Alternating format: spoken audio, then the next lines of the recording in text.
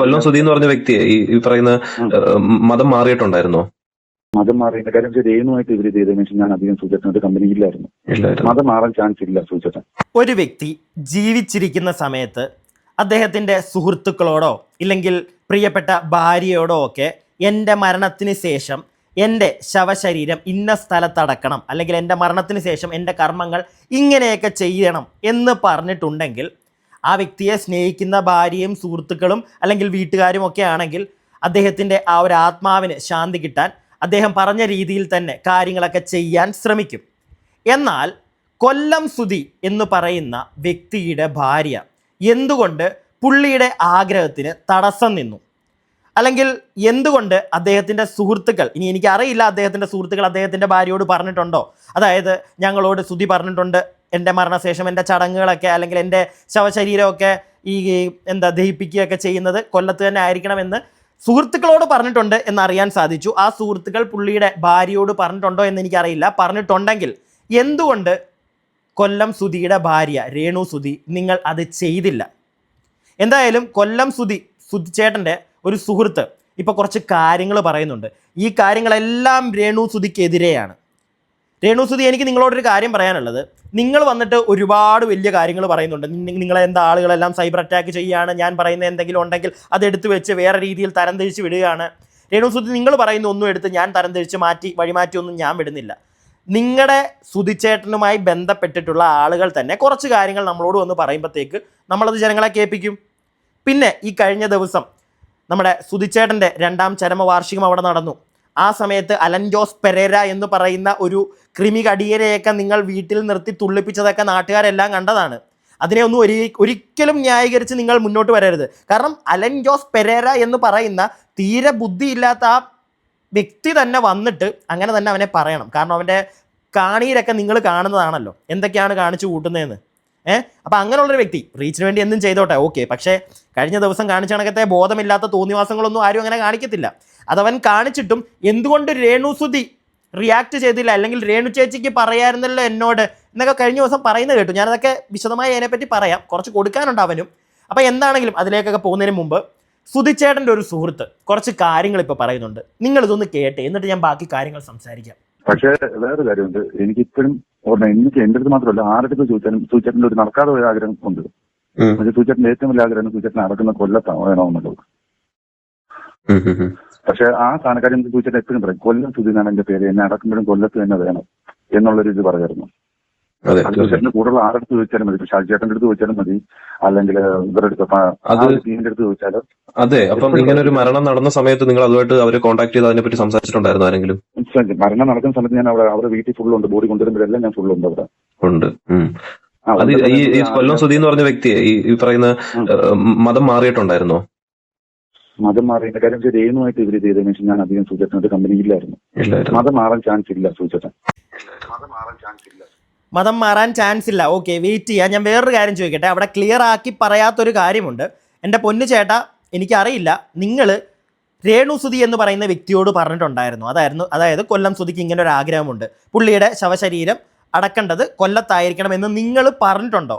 അതാണ് താങ്കളോട് സംസാരിക്കുന്ന വ്യക്തി അത് വളരെ ക്ലിയർ ആക്കി ചോദിച്ചില്ല. എന്തുകൊണ്ടാണെന്ന് എനിക്കറിയില്ല. പക്ഷേ ഞാനത് ക്ലിയർ ആയിട്ട് തന്നെ ചോദിക്കുകയാണ്. നിങ്ങൾ അതിനെപ്പറ്റി വലിയ ഡീറ്റെയിൽ ആയിട്ടൊന്നും പറയുന്നില്ല. നിങ്ങളത് പറഞ്ഞിട്ടുണ്ടായിരുന്നോ? നിങ്ങളോട് ആ പയ്യൻ, നിങ്ങളോട് സംസാരിക്കുന്ന വ്യക്തി ചോദിക്കുന്നുണ്ട്, നിങ്ങളവിടെ വെച്ച് പറഞ്ഞോ എന്ന് ചോദിക്കുമ്പോഴത്തേക്ക് നിങ്ങൾ പറയുന്നു നിങ്ങൾ ആ സമയത്ത് അവിടെ ഉണ്ടായിരുന്നു എന്നാണ് പറയുന്നത്. നിങ്ങളവിടെ ഉണ്ടായിരുന്നോ എന്നല്ല എനിക്കറിയേണ്ടത്. നിങ്ങളത് രേണു സുധിയോട് പറഞ്ഞിട്ടുണ്ടോ? പറഞ്ഞിട്ടുണ്ടെങ്കിൽ പറഞ്ഞിട്ടുണ്ട് എന്ന് തന്നെ പറയണേ ചേട്ടാ, നിങ്ങൾ അങ്ങനല്ല പറയുന്നത്. ഇനി ബാക്കി കേൾക്കാം. എന്നുവെച്ചാൽ ആ സമയത്ത് രേണു വന്നതിന് ശേഷം സത്യം പറഞ്ഞാൽ ഞാനും സൂചിച്ചേട്ടനോട് അത്ര ഇതിലല്ല. ഞാൻ ഈ ഒരു വിഷയത്തിൽ കാര്യം വീനായിട്ട് ഇവര് ഞാൻ ലാസ്റ്റ് കാണുമ്പോൾ വീനായിട്ട് ചെറിയൊരു ഉറക്കം നടത്തണം രണ്ടുപേരും ഈ പ്രശ്നങ്ങൾ പറഞ്ഞു. അപ്പൊ ഞാൻ രണ്ടുപേരും പറഞ്ഞു മാറ്റാൻ നോക്കി. അത് കഴിഞ്ഞിട്ടാണ് എനിക്കൊരു പ്രേമത്തിന് പ്രശ്നം വന്ന് ഞാൻ ട്രെയിനിൽ പിന്നെ തേച്ചിട്ട് പോയപ്പോൾ ഞാൻ പിന്നെ നാട് വിട്ടു പോയി. അങ്ങനെ കുറേയൊക്കെ കഴിഞ്ഞിട്ടാണ് ഞാൻ തിരിച്ചു വരുന്നത്. ഒന്ന് സൂചിച്ചേട്ടൻ എന്നെ വഴി വെച്ചിട്ട് എന്നെ കുറിച്ച് ഒരുപാട് സീരിയലൊക്കെ കൂടാതെ ജീവനോടുകൊണ്ടോ ഞാൻ ടെൻഷൻ അടിച്ച് ചേട്ടൻ കുറെ ഇത് അന്നാണ് എൻ്റെ അടുത്ത് കഴിച്ചുകൊണ്ടിരിക്കുമ്പോഴാണ് എൻ്റെ അടുത്ത് പറയുന്നത്, ഏടാ ഞാനിങ്ങനെ കെട്ടാൻ പോവാന്ന്. അപ്പോഴാണ് ഞാൻ അറിയുന്നത് ഇവര് എന്നെ ഡൈവോഴ്സ് ആയി തന്നെ. മരണത്തിന്റെ കൊല്ലത്തടക്കണമെന്നായിരുന്നു ആഗ്രഹം. അങ്ങനായിരുന്നു. സൂചേട്ടൻ്റെ അടുത്ത കമ്പനികൾ ആർക്കും ചോദിച്ചാലും പറയും. സൂചേട്ടൻ സംസാരിക്കുമ്പോൾ എപ്പോഴും പറയുന്ന കാര്യം, ഞാൻ കൊല്ലം സുധി എന്നാണ് പേരിട്ടേക്കുന്നത്, എന്നെ കൊല്ലത്താണ് അടക്കേണ്ടത് എന്ന് പറഞ്ഞ രീതി പറയും.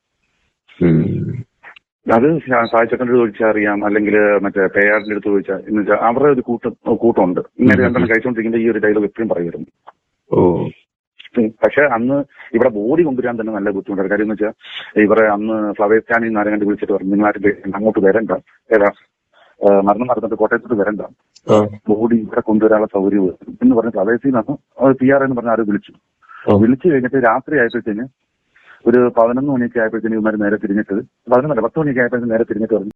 ബാക്കി ഞാൻ നിങ്ങളെ കേൾപ്പിക്കാം. അതിനു മുമ്പ് വീണ്ടും ഞാൻ ഈ വോയിസിൻ്റെ ഉടമയോട് ചോദിക്കുകയാണ്, ചേട്ടാ നിങ്ങൾ രേണു സുധിയോട് പറഞ്ഞോ, നിങ്ങൾ ആ പരിസരത്തുണ്ടായിരുന്നു, ഈ മരണ വീട്ടിൽ അല്ലെങ്കിൽ സുധിച്ചേട്ടനെ അടക്കുന്ന ആ സ്ഥലത്ത് നിങ്ങൾ ഉണ്ടായിരിക്കാം, പക്ഷേ നിങ്ങൾ അവിടെ ഉണ്ടായിരുന്ന സുധിച്ചേട്ടൻ്റെ ബന്ധുക്കളോട് നിങ്ങൾ പറയുന്നുണ്ട്, ഷാജി ചേട്ടനോട് മറ്റുള്ളവരോടും മറച്ചവരോടും ഒക്കെ ചോദിക്ക് സുധിച്ചേട്ടൻ ഇങ്ങനെയായിരുന്നു ആഗ്രഹം എന്നുള്ളത്. ചേട്ടാ അവർക്ക് എല്ലാവർക്കും അറിയാമായിരിക്കും, സുഹൃത്ത് വലയങ്ങളിൽ എല്ലായിടത്തും സുധിച്ചേട്ടൻ ഈ ഒരു കാര്യം പറഞ്ഞിട്ടുണ്ടായിരിക്കും. പക്ഷേ സുധിച്ചേട്ടൻ്റെ വീട്ടുകാർക്ക് ഇത് അറിയാമോ?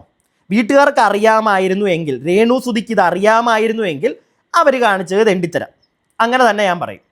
ഓക്കെ, അതല്ല അവർക്കിത് അറിയില്ല എങ്കിൽ ഇതിനകത്ത് വെറുതെ നമ്മൾ അവരെ വിമർശിക്കാൻ പോകേണ്ട കാര്യമില്ല, അവരെ തെറി പറയാൻ ഞാൻ നിൽക്കത്തില്ല, ഉള്ള കാര്യം പറയാമല്ലോ. ഇനിയിപ്പോൾ ആരും പറഞ്ഞുകൊണ്ട് വരണ്ട ഞാൻ അവരുടെ സൈഡ് പിടിച്ച് പോകാമെന്ന്.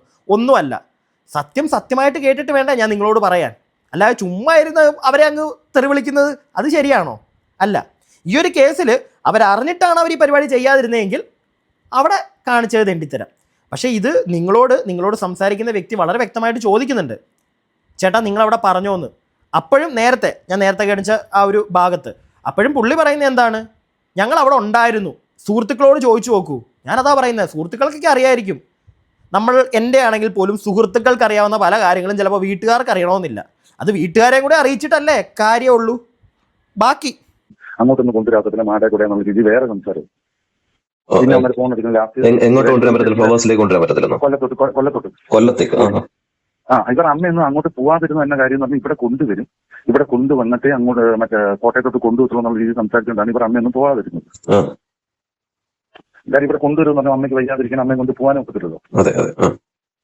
അപ്പോഴാണ് അങ്ങനെയാണ് അവിടുത്തെ PR ഒക്കെ വിളിച്ചു പറഞ്ഞ് രാത്രി ആയപ്പോഴത്തേന് ബോഡി കൊണ്ടുവരത്തില്ല എന്നുള്ള രീതിയിൽ, കാര്യം നിങ്ങൾ കൊല്ലത്തടക്കും, അതുകൊണ്ട് ഞങ്ങൾ ബോഡി ഇവിടെ കൊണ്ടുവരത്തില്ല എന്നുള്ള രീതിയിലായി സംസാരിച്ചു.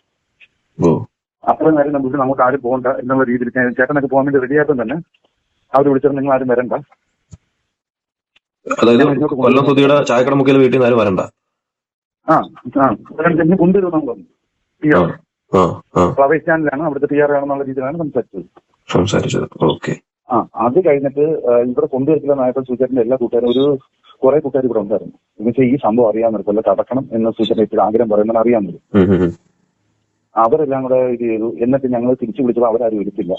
ലാസ്റ്റ് സൂചേട്ടന്റെ ചേട്ടൻ എന്ന് പറയുന്നത് സുരേഷ് ഗോപിയുടെ ഫാൻസ് അസോസിയേഷന്റെ പ്രസിഡന്റാണ്.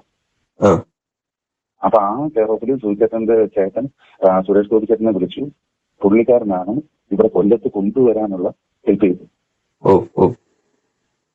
അപ്പൊ ഈ കൊണ്ടുവന്ന സമയത്ത് നമുക്ക് മതി കേട്ടല്ലോ നിങ്ങൾ, പുള്ളി പറയുന്ന കാര്യങ്ങളൊക്കെ കേട്ടല്ലോ. കൊല്ലം സുധിയുടെ അടക്കവുമായി ബന്ധപ്പെട്ടിട്ടുള്ള കാര്യങ്ങളാണ് ഈ വ്യക്തി പറയുന്നത്. ബാക്കി എന്തും ആയിക്കോട്ടെ, ഞാൻ അതിനകത്തൊന്നും അധികമൊന്നും സംസാരിക്കാൻ പോകുന്നില്ല.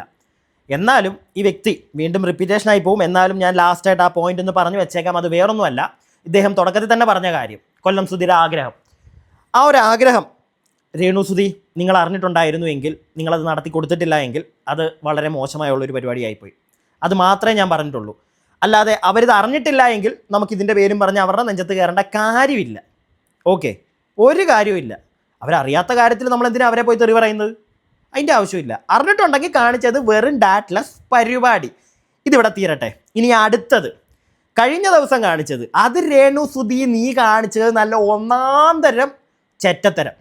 ഓക്കെ, അത് നമ്മളിതിന് മുമ്പും പറഞ്ഞ കാര്യമാണ്. അത് വേറൊന്നുമല്ല, ഈ അളഞ്ചോസ് പെരേനെ പോലുള്ള ഒരുത്തനെ ചരമവാർഷികത്തിൻ്റെ അന്ന് വീടിൻ്റെ ഫ്രണ്ടിൽ ഇരുത്തി ഈ ഡാൻസ് കളിപ്പിക്കുന്നതൊക്കെ ഉണ്ടല്ലോ. നീ പറയാഞ്ഞിട്ടാണ്, അല്ലെങ്കിൽ നീ അറിയാതെ ഇവൻ ഈ ഡാൻസ് കളിച്ചങ്ങ് തുടങ്ങിയതാണെങ്കിൽ ഓക്കെ. പക്ഷേ എന്നാലും അതിൻ്റെ പുറകെ നീ നിൽപ്പുണ്ടായിരുന്നു, നിനക്ക് പറയായിരുന്നു നിർത്താമെന്ന്. നീ അതൊന്നും പറഞ്ഞില്ല. എല്ലാം കഴിഞ്ഞ് നീ കയ്യും കൊടുത്ത് ക്ലാപ്സും കൊടുത്താണ് വിട്ടത്. അതൊക്കെ അത്ര നല്ല പരിപാടിയായിട്ട് തോന്നുന്നില്ല. ഇനി അളഞ്ചോസ് പെരേര ഇതുമായി ബന്ധപ്പെട്ടൊരു കാര്യം പറയുന്നുണ്ട്. അത് പിന്നെ വിവരക്കേടിൻ്റെ കൂഞ്ഞാറിമ അങ്ങനെ പറയാനുള്ളൂ. എന്തായാലും അത് ഞാൻ നിങ്ങളെ ഒന്ന് കേൾപ്പിച്ചു തരാം, എന്നിട്ട് ബാക്കി സംസാരിക്കാം. നമ്മൾ ചെയ്തത് തെറ്റാണ്, തെറ്റിപ്പോയി. ആൾക്കാർ ശരിയാ ഇപ്പൊ പറഞ്ഞ പറഞ്ഞു തരാനായിട്ട് അനുസരിച്ചോ മറ്റുള്ള ആൾക്കാരൊന്നും ഉണ്ടാവില്ല. ആരെങ്കിലും പറഞ്ഞു കൊടുക്കണേ പാവത്തിന്? പാവത്തിന് സ്വബോധം ഇല്ലാത്തൊരുത്തനാണ്. ചരമവാർഷികം നടക്കുന്ന ഒരിടത്ത് പോയി ഡാൻസ് കളിക്കുക എന്നുള്ളൊരു കാര്യമൊക്കെ അവന് അറിയത്തില്ല. അവൻ്റെ തെറ്റാ, ക്ഷമിക്കുക എല്ലാവരും. എനിക്ക് അറിയാൻ പാടില്ല, എനിക്ക് വിവരമില്ല, എനിക്ക് മറ്റേ ഡാൻസ് കളിക്കാനേ അറിയത്തുള്ളൂ. ചരമവാർഷികം അവിടെ ചെന്നിട്ട് ഡാൻസ് കളിച്ചിട്ട് എനിക്ക് അറിയത്തില്ലായിരുന്നു, ആരും പറഞ്ഞു തന്നിട്ടില്ലെന്ന്. നിനക്ക് പറയാനായിട്ട് നമ്മുടെ പിണുമാവനെ ഇറക്കാടാ സെക്രട്ടേറിയറ്റിൽ നിന്ന്, അല്ലെ ഇറക്കാം. അല്ല ഇവനെയൊക്കെ എന്നാ ചെയ്യണ്ടേ? എടാ നിനക്ക് ഇത് ഇത്രയും ഈ ഒരു ചെറിയ കാര്യം പോലും അറിയാത്ത നീ ആണെങ്കിൽ എൻ്റെ പൊന്നുമോനെ നീ സ്കൂളിൽ പോ, നീ LKG പോയിരി, അവിടുന്ന് പഠിച്ച് വാ, നീ അതാ നിനക്ക് നല്ലത്. എടാ വേറെ എന്തെങ്കിലും കാര്യമാണെങ്കിൽ അറിയത്തില്ല, ആൾക്കാർ പറഞ്ഞില്ല എന്ന് പറഞ്ഞാൽ മനസ്സിലാക്കാം. ഒരു ചരമവാർഷികം നടക്കുന്ന വീട്ടിൽ ചെന്നിട്ട് ഡാൻസ് കളിച്ചിട്ട് ആരും പറഞ്ഞു തന്നില്ല, കൂടെ ഉണ്ടായിരുന്ന ആരും പറഞ്ഞില്ലെന്ന് പറഞ്ഞ് കൂടുള്ളവരെ കുറ്റം പറയുന്ന ഈ നാറി, അതും അവനെ സപ്പോർട്ട് ചെയ്യാൻ അപ്പുറം ഒരുത്തം നിപ്പുണ്ട്. നിന്നെയൊക്കെ ബാക്കി കേട്ടോണേ. പറഞ്ഞെങ്കിൽ അവൻ ചെയ്യില്ലായിരുന്നു. പക്ഷെ കൂടെ ഉള്ള പോയവന്മാരും പറഞ്ഞില്ല. ഞാനുണ്ടായിരുന്നെങ്കിൽ ഇവരെ തലക്കിട്ട് 2 അടി ഞാൻ കൊടുത്തിട്ട് ഇവരെ കൊണ്ടുവന്നാനെ. നീ ഇപ്പൊ പറഞ്ഞ വർത്താനത്തിന് നിന്റെ തലക്കിട്ടാണ് അടി തരേണ്ടത്. ഓക്കെ, കൂടെ ഉള്ളവന്മാർ പറഞ്ഞില്ലെന്ന്. എടാ വിവരക്കേടേ, എടാ സ്വബോധം ഇല്ലേടാ അവന്, അത്ര ചോദിക്കുന്നുള്ളൂ. സ്വബോധം ഇല്ലേ അവന്? തീരെ ബോധം ഇല്ലാതാണ്. വല്ല പ്രാന്താശുപത്രിയും കൊണ്ടിടണം അവന്. ചരമവാർഷികം നടക്കുന്ന വീട്ടിൽ ചെന്നിട്ട് ഡാൻസ് കളിച്ചേച്ച് കൂടെ പോയാരും പറഞ്ഞില്ലെന്ന് അങ്ങനെ ചെയ്യരുതെന്ന്. ഇള്ളാക്കുഞ്ഞ ഇവനൊക്കെ. ബാക്കി എടാ കൂടെ നിൽക്കുന്നവനെ നീയാണ് തൂപ്പർ. കാര്യം എന്താ വെച്ചാൽ ഞാനൊരു കലാകാരനാണ്, സിനിമയിലേക്ക് കയറാൻ നിൽക്കുന്ന ഒരാളാണ്. സുധിയേട്ടൻ എന്ന് പറഞ്ഞൊരു വലിയൊരു കലാകാരനാണ്. ആ പുള്ളിയുടെ വീട്ടിൽ പോയിട്ടാണ് ഇവർ ഇങ്ങനത്തെ തെണ്ടിത്തരം കാണിച്ചത്. പക്ഷെ അത് കാണിച്ചപ്പോ പുള്ളിയുടെ വൈഫ് പുറയിലുണ്ടായിരുന്നു, പുള്ളിക്കാരത്ത് കൈ അടിക്കുന്നുണ്ടായിരുന്നു. പുള്ളിക്കാരത്ത് കൈ അടിക്കുന്നു പറയുന്നത് കേട്ടല്ലോ. ഇപ്പം എല്ലാം കൂടെ വാരി മൊത്തത്തിൽ രേണുത്തുത്തിയുടെ തലയില് ബാക്കി കേട്ടോ. രേണു ചേച്ചി പറയണ്ടായിരുന്നു, വീഡിയോ കണ്ടില്ലായിരുന്നു. അപ്പൊ രേണു ചേച്ചിക്കും പറയാറുണ്ട്, എന്റെ ഭർത്താവിന്റെ 2ാം ചരമവാർഷികമാണ്, നീ ഇത് ഇവിടെ ചെയ്യരുത് എന്ന് രേണു ചേച്ചിക്ക് പറയാറുണ്ട്. പക്ഷെ പുള്ളിക്കാരിക്കും പറഞ്ഞില്ല. അപ്പൊ ഇവിടെ തെറ്റ് പറഞ്ഞിട്ട് കാര്യമില്ലല്ലോ. വിവരമില്ലെങ്കിലും അവൻ പറഞ്ഞതിനകത്ത് കാര്യമുണ്ട്, കാര്യം ഇല്ലാഴികയൊന്നുമില്ല. ഇപ്പം വിവരമില്ലാത്തവൻ ഈ പരിപാടി കാണിച്ചു, പുറകിൽ നിന്ന് രേണുത്തുത്തി കൈയടിച്ച് പ്രോത്സാഹിപ്പിച്ചു, കൈക്കണ്ടൊക്കെയാ കൊടുക്കുന്നത്. മറന്നുപോയെന്ന് തോന്നുന്നു, ആൽബം ഷൂട്ടിംഗ് ആണെന്ന് വിചാരിച്ച് കാട്ടും രേണു ചേച്ചി, അല്ലേ റോണി ചേച്ചി? രേണു ചേച്ചി ഇതിനൊന്നും ഒരു ന്യായീകരണം ഇല്ല. ഓക്കെ, ആര് തെറി പറഞ്ഞാലും കുത്തിയിരുന്ന് കേൾക്കാനേ പറ്റുള്ളൂ ഈ കാര്യത്തിലൊക്കെ. ഇതിലൊന്നും ഒരു രീതിയിലും നിങ്ങളുടെ ഭാഗം പറയുന്നതിൻ്റെ ഡാഡ്ലെസ്സിന് വിളിക്കാം, ഡാഡ്ലെസ് ഇല്ലാത്തവന്മാരെ നിങ്ങളെ സപ്പോർട്ട് ചെയ്ത് ഈ ഒരു കേസിൽ നിൽക്കുകയുള്ളൂ, അല്ലാതെ ബോധമുള്ളവർ നിൽക്കത്തില്ല. പിന്നെ ഇവനെ പറ്റി എന്ത് പറയാനാ, വേണ്ടല്ലോ അല്ലേ? എന്തിനാ ഞാൻ വെറുതെ പറഞ്ഞ് നിങ്ങളുടെ സമയം കളയുന്നത്? ഇവൻ ഇങ്ങനെയാണെന്ന് എല്ലാവർക്കും അറിയാം, തീരെ ബോധം ഇല്ലാത്തൊരുത്തൻ. ഈ ബോധം ഇല്ലാത്തവന്മാരോടുള്ള കമ്പനിയൊക്കെ നിർത്തി മാന്യമായിട്ട് കിട്ടുന്ന ചെറിയ ആൽബം ഒക്കെ അഭിനയിച്ചോ. അവരുടെ ജീവിതമല്ലേ, അവർക്ക് 10 പൈസ കിട്ടുന്നതാണ്. നമ്മൾ അതിനകത്തൊന്നും കുറ്റം പറയാൻ പോകണ്ട, അവരെങ്ങനെയെങ്കിലും ജീവിച്ചോട്ടെ അവർ. പക്ഷേ ഇങ്ങനത്തെ പരിപാടികൾ, ഈ കാണിച്ച പരിപാടിക്കൊക്കെ അവരെ സപ്പോർട്ട് ചെയ്തുകൊണ്ട് ഒരുത്തനും ഇങ്ങോട്ട് വരരുത്. ഉള്ള കാര്യം ഞാൻ പറഞ്ഞേക്കുക, അത്രേ എനിക്ക് പറയാനുള്ളൂ. ഞാൻ എൻ്റെ അഭിപ്രായം പറഞ്ഞു. വീഡിയോ കാണുന്ന നിങ്ങളുടെ അഭിപ്രായങ്ങൾ പറയുക. അടുത്ത വീഡിയോയ്ക്കായി stay tuned and stay weird. വേറൊരു കാര്യം കൂടെ, ഈ ക്രിസ്ത്യാനി ഒന്നും ആയില്ല എന്ന് പറയുന്നുണ്ടായിരുന്നല്ലോ മറ്റേ ചേട്ടൻ. ആ പുള്ളിയാണ് ക്രിസ്ത്യാനിറ്റി ആചാരപ്രകാരം അല്ലേ, അങ്ങനെയല്ലേ അടക്കിയത് ഒരു പള്ളിരച്ചനെ പറ്റി ഞാൻ പിന്നെ പറയണ്ടല്ലോ. ഭൂലോക ഫ്രോഡ് കഴിഞ്ഞ ദിവസം നമ്മൾ വീഡിയോ ചെയ്തതാ, വീണ്ടും ഞാൻ ഇനി ഇരുന്ന് പറയുന്നില്ല അയാളെ പറ്റിയൊക്കെ. ഭൂലോക ഫ്രോഡ്, രേണുസുധിയുടെ അടുത്ത ആള്, അയാളൊക്കെ വന്നാണ് ചടങ്ങ് നടത്തിയത്. മൊത്തത്തിൽ പുള്ളിയുടെ ഒരു ചടങ്ങും പുള്ളിയുടെ ഒരു മരണമൊക്കെ മൊത്തത്തിൽ ഒരു ഉഡായിപ്പ് കളി, ആരുടെയൊക്കെയോ സ്വയ ലാഭം. അതാണല്ലോ ഇപ്പോഴും നടക്കുന്നത് പുള്ളിയെ വെച്ചോണ്ട്. ഇത്രേ ഉള്ളൂ, കൂടുതലൊന്നുമില്ല. നിങ്ങളിനി താഴെ കമൻറ്റ് ബോക്സിൽ അങ്ങോട്ട് പറയുക.